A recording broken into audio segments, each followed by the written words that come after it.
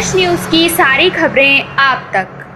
महिलाओं का आप देख रहे हैं, आपके सामने जिस तरीके से लोग आज अभी तो हमने चुनाव में नहीं किया, लोगों का प्यार देख के आप समझ सकते हैं दिल्ली में बदलाव आने वाला है। आम आदमी पार्टी की सरकार जाने वाली है आ रही है और दिल्ली पुण्य विकास के रास्ते पे चलेगा, इसकी मुझे पूरी उम्मीद है।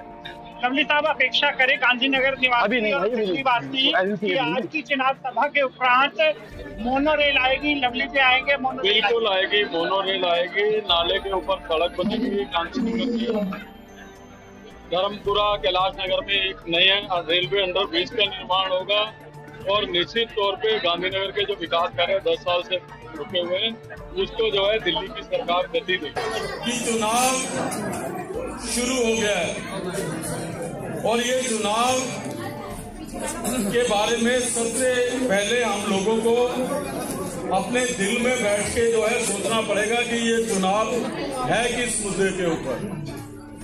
पिछले 10 सालों में हमने क्या खोया है, हमने क्या पाया है, इसका हिसाब हमको अपने घर में बैठ के अपने मन से जो है इसका हिसाब लेना पड़ेगा। हमको ये सोचना पड़ेगा कि हम लोगों ने तो जैसे तैसे काट ली, हमारी जो पीढ़ी है आने वाली, हमारे बच्चे हैं, उनको हम किस तरीके की दिल्ली सोच के जाना चाहते हैं, इसका फैसला हमको जो है इस चुनाव से पहले करना पड़ेगा।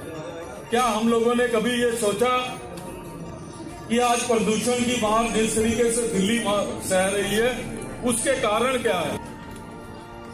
तो हमको जो है ये सोचना पड़ेगा कि हम लोग जो है जो प्रदूषण की मार सह रहे हैं इससे ज्यादा बुरा हमारे साथ क्या हो सकता है कि जो आयु सीमा हमें ईश्वर ने बख्शी हो इस सरकार के निकम्मेपन से। और ये मैं नहीं कह रहा हूं, वर्ल्ड हेल्थ ऑर्गेनाइजेशन की रिपोर्ट कह रही है कि आपकी, मेरी, हमारे बुजुर्गों की, हमारे बच्चों की इस सरकार की नाकामी की वजह से 12 साल आयु कम हो गई है। दिल्ली में जो लोग रहते हैं वो जिस तरीके की सांस अंदर ले रहे हैं, हम सबकी उम्र आयु जो है वो 12 साल जो है कम हो गई है। अब वो कैसे कम हो गई है?